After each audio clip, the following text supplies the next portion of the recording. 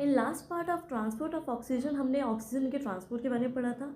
100 ml oxygenated blood में से 20 ml oxygen होता है और उसमें से 5 ml डिलीवर हो जाता है टिश्यू को एंड 15 ml फिर भी बच जाता है for the extra muscular activity. फिर आता है ऑक्सीजन डिसोसिएशन कर्व, ये राइट और लेफ्ट में भी आपका शिफ्ट हो जाता है। अगर ये ऑक्सीजन डिसोसिएशन कर्व राइट में शिफ्ट हो जाता है तो आपका ऑक्सीजन और हीमोग्लोबिन का डिसोसिएशन हो जाता है।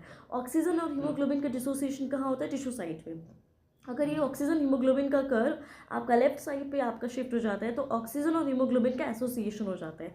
ऑक्सीजन और हीमोग्लोबिन का एसोसिएशन कहाँ पे होता है? एल्वियोलाई पे होता है। इसके बाद आता है ट्रांसपोर्ट ऑफ CO2। CO2 तीन तरह से ट्रांसपोर्ट होती है, उसमें से 7% आपकी डिजॉल्व होकर जाती है प्लाज्मा में, 20% या हम कह सकते हैं आपकी 20 से 25% आपकी बाइंड होकर जाती है आपकी हीमोग्लोबिन से, और हीमोग्लोबिन के भी आपके प्रोटीन पार्ट से, जिसमें से आ जाता है आपका चेन ग्लोबिन पार्ट से, ठीक है।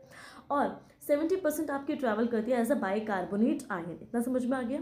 CO2 ने हीमोग्लोबिन के अब मान लो हीमोग्लोबिन के साथ बाइंड करके क्या बनाया? Carb amino haemoglobin. इसका परसेंटेज कितना होता है आरबीसी के अंदर? आपका 20%।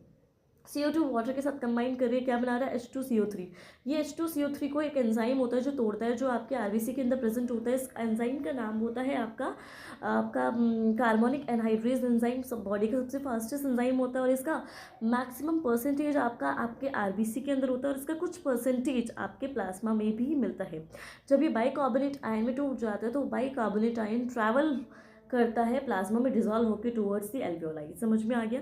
तो वो आरबीसी से बाहर आएगा।